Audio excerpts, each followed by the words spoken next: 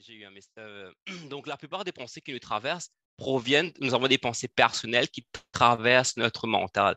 Pourquoi j'utilise le terme personnel? Parce que ce que je veux dire par personnel, c'est cette personnalité, cette identité ou qui nous définit en tant que tel, cette personnalité qui a comme pour squelette notre ego. Donc, la plupart des pensées vont provenir de cette identité. Par rapport à cette pensée, va régir une émotion, va régir une émotion ou vice-versa, ça va dans les deux sens. Donc, l'émotion, c'est ce qui découle de la pensée, de cette pensée personnelle, ou des fois, dépendamment des situations, nous avons une émotion et on a une pensée qui vient par la suite. Mais ça va tellement rapidement et ça n'a pas, le sens n'a pas forcément de préférence. Ça peut être une pensée qui amène une émotion ou ça peut être une émotion qui amène la pensée. Et ça va régir et définir notre comportement.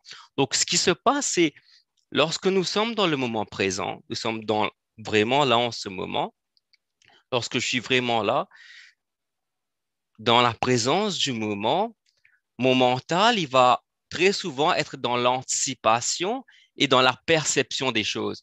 Qu'est-ce que je veux dire par perception? Par tout ce qui me traverse, même le monde de la matière, on vit dans un monde de la matière, c'est quand même une perception parce que la science depuis 2018 peut vous dire que depuis 2018, ils savent que la matière n'est pas une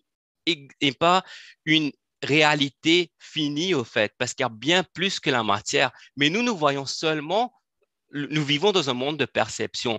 Donc, notre mental également, durant notre quotidien, il va très souvent émettre des projections par rapport au passé et au futur.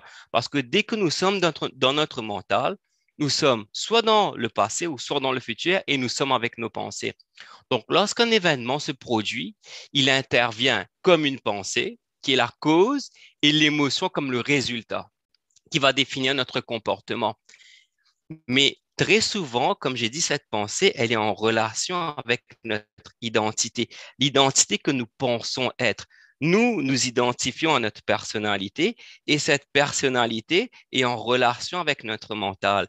Et notre mental, il ne connaît que ce qu'il connaît déjà. Il ne connaît rien de plus. Qu'est-ce que je veux dire par là?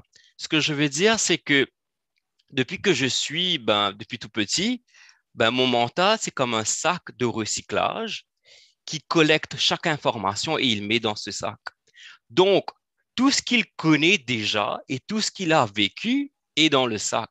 Donc, très souvent, les pensées qui vont provenir et qui vont traverser mon espace proviennent du conditionnement de mon mental. Donc, et très souvent, la plupart de ces pensées sont très souvent des distorsions que nous avons. Donc, notre mental, nous sommes sous l'influence de notre mental et à cause de notre mental, dû à ce que nous avons déjà vécu, nous allons avoir des conditionnements. Donc, c'est comme ces petits pièges. Donc, avant d'essayer de vraiment comprendre d'où vient la pensée, on essaie de définir un peu la pensée personnelle qui provient de ce mental. Et c'est comme des petits pièges où, que le mental met en place, parce que le mental, il veut vraiment ce qu'il veut vraiment. Le mental, il veut tout simplement exister. Il veut tout simplement être là. C'est tout simplement être là. C'est comme le marteau qui tape tout le temps. Il continue à taper, il tape, il y a même plus de clous, il défonce partout. Il veut tout simplement exister. Et ce mental, étant donné qu'il veut vraiment exister, ben, il va mettre en place des petits pièges, comme je l'appelle, et il va, de par ses projections. Donc, comme j'ai dit, tout ce qui nous entoure, dans ce que nous vivons actuellement, nous vivons dans une perception parce que même si je regarde, si je me remets en question, si je prends une voiture rouge, même la couleur rouge n'existe pas. Entre guillemets, c'est le gros problème que la science a de nos jours. Ça s'appelle le gros problème de la conscience parce qu'ils n'arrivent pas à expliquer l'expérience que nous avons actuellement. C'est une expérience concrète, pas qu'on ne peut pas exprimer à travers le cerveau simplement. Donc, étant donné que nous sommes dans un monde de perception, dès qu'il y a une projection qui ne correspond pas avec notre attente, tout de suite, il y aura une pensée personnelle qui va être en avant et qui va générer une émotion et qui va impacter notre comportement. Donc, ce qu'on peut faire, c'est nous rétablir un équilibre avec cette perception quand même. Est-ce que vous me suivez? Vous avez des questions ou bien je perds du monde? Ça fait du sens? Ça fait pas de sens? Grosso modo, la plupart du temps, les pensées que nous avons, ce sont des distorsions qui proviennent des conditionnements que nous avons. Parce dès qu'on est avec le mental, on est soit dans le passé ou soit dans le futur. Et on est tout de suite dans la projection de ce qui va se passer ou de ce qui s'est déjà passé. Donc, mon mental, il va aller prendre dans le sac, il va regarder, ah, OK, dans telle situation, j'ai l'habitude de réagir comme ça. Donc, par rapport à lorsque la situation va se produire, le mental, il va émettre les mêmes pensées. C'est comme la cassette qui fait que tourner à chaque fois. C'est la même cassette qui joue.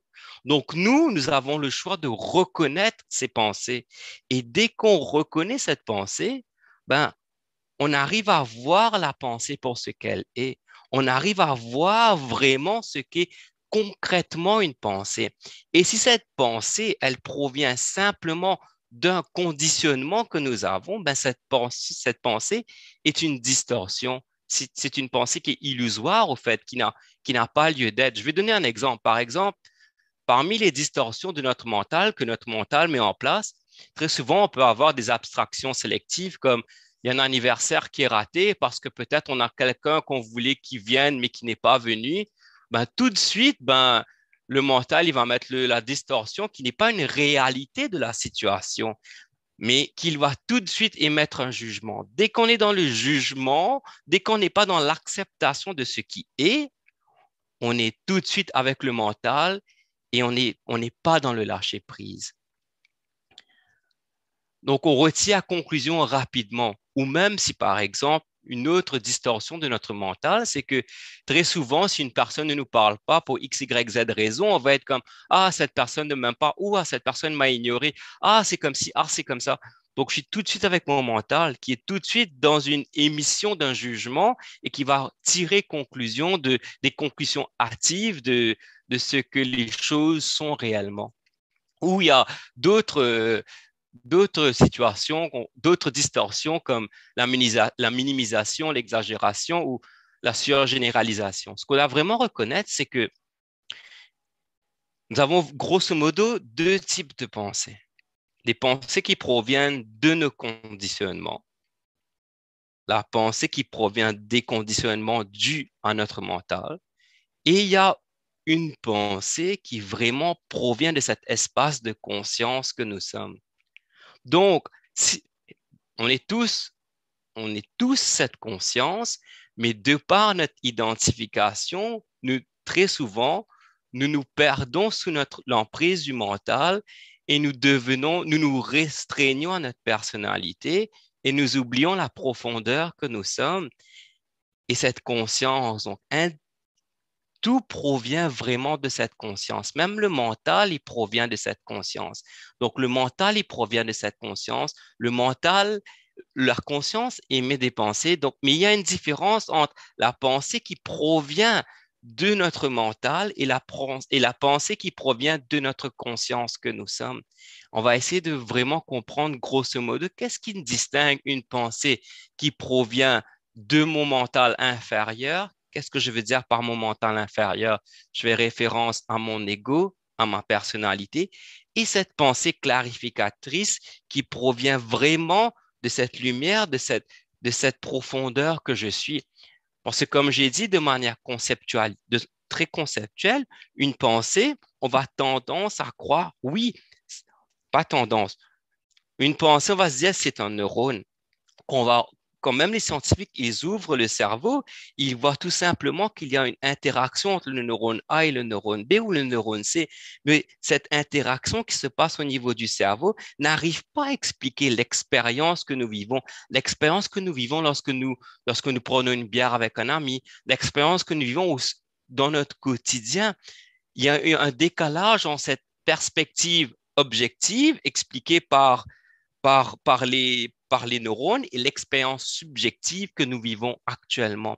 Donc, tout cela pour dire que de manière conceptuelle, c'est une corrélation qui part de la conscience, qui traverse le cerveau, émet des messages chimiques et qui apparaît dans cet espace que nous sommes. C'est cet espace de conscience que nous sommes qui perçoit d'où même le mental et le cerveau et même le corps apparaît et disparaît, car nous sommes cet état de conscience.